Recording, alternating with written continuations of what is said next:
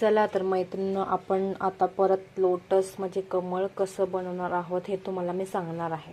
ठीक आहे, तर कमीत कमी खर्चामध्ये आपल्याला हे काम करायचं आहे. त्याच्यामुळे मी काय केलं, ऑलरेडी मी कमळाचा फोटो मी ऑलरेडी झेरॉक्स मारून आणला होता.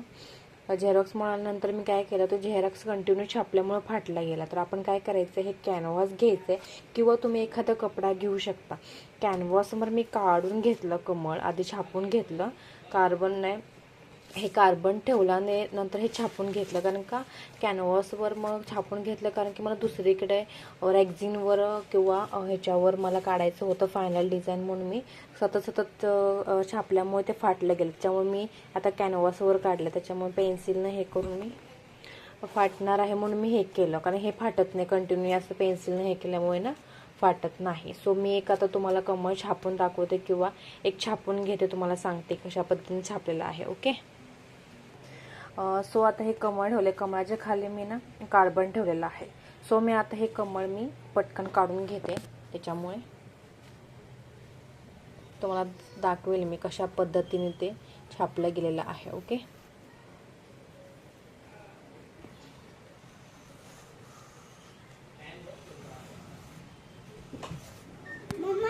तर माझं कमळ छापून झालेलं आहे, तुम्ही बघू शकता.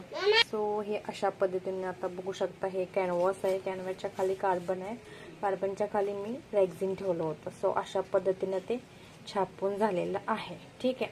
सो आपण ह्याला आता उलनने कवर करणार आहोत. उलनने कवर केल्यावर ते कसं दिसणार आहे हे तुम्हाला दाखवते मी.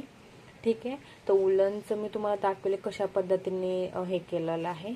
तर माझं एक रेडी कमळ आहे, मी तुम्हाला दाखवते.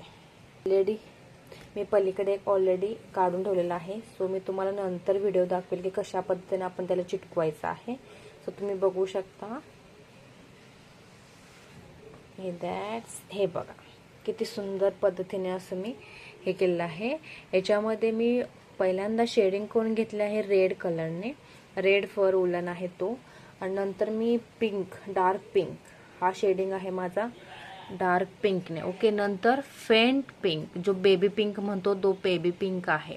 ओके. ह्याच्यामध्ये 1 2 3 आणि 4 कलर्स आहे. मध्ये व्हाईट, ह्याच्यामध्ये ग्रीन डबल लेअर केलेला आहे 2 लाईन्स आणि मध्ये फेंट ग्रीन दिलेला आहे. अशा पद्धतीनं आपलं कमळ तयार झालेलं आहे.